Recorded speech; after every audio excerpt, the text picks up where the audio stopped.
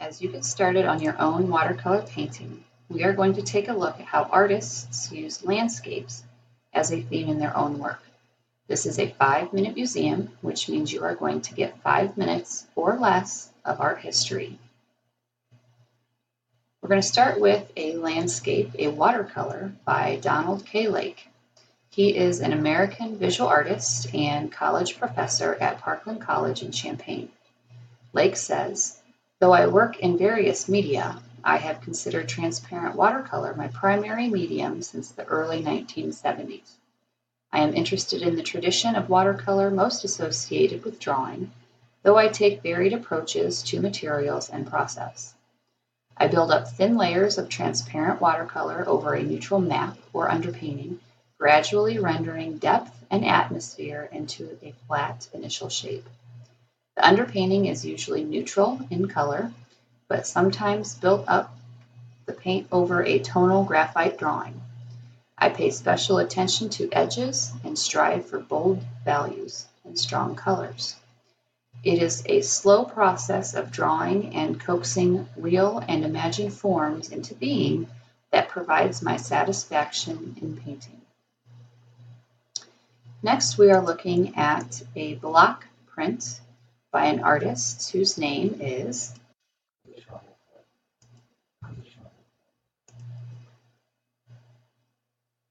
Hokusai. Was a Japanese artist, painter, and printmaker, and he was born in what is now Tokyo.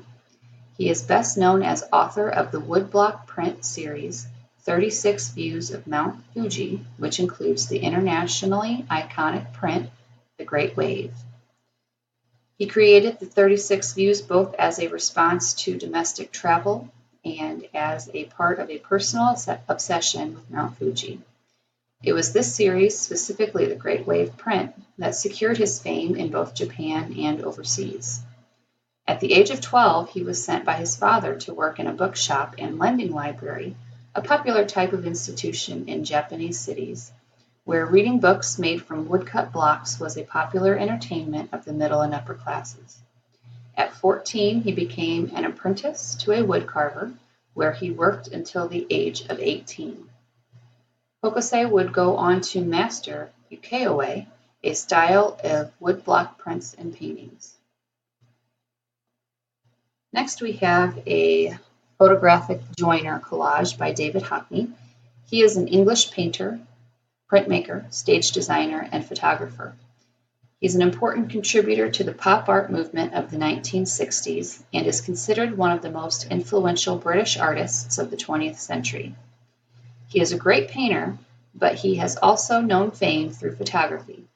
Hockney's creation of the joiners occurred accidentally. He noticed in the late 60s that photographers were using cameras with wide-angle lenses to take pictures. He did not like such photographs because they always came out somewhat distorted. He was working on a painting of a living room and terrace in Los Angeles.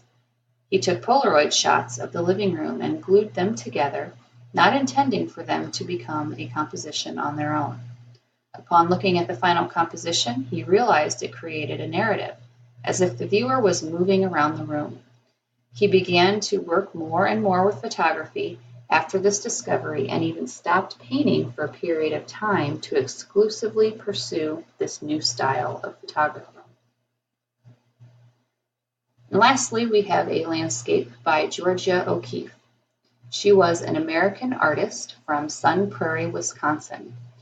She is one of the most significant and intriguing artists of the 20th century, known internationally for her boldly innovative art.